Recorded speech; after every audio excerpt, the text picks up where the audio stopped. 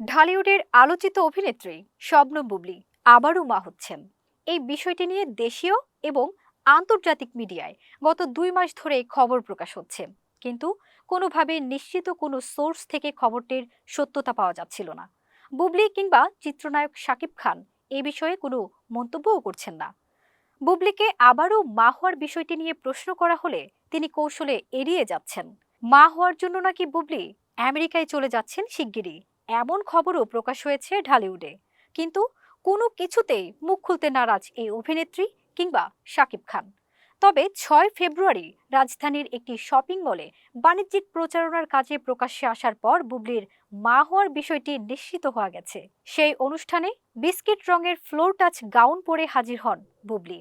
এই পোশাকে নায়িকার বেবি বাম স্পষ্ট ধরা পড়ে ক্যামেরায়। তার হাঁটাচলায় স্পষ্ট হয়ে ওঠে তিনি মা হতে চলেছেন।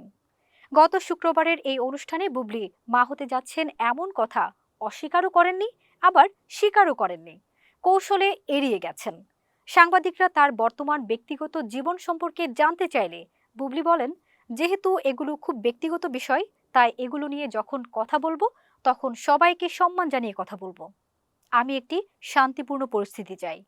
বুবলী নিজে থেকে নিশ্চিত না করলেও সার্বিক পরিস্থিতি বিশ্লেষণ করে বলা যায় তিনি আবারও মা হচ্ছেন।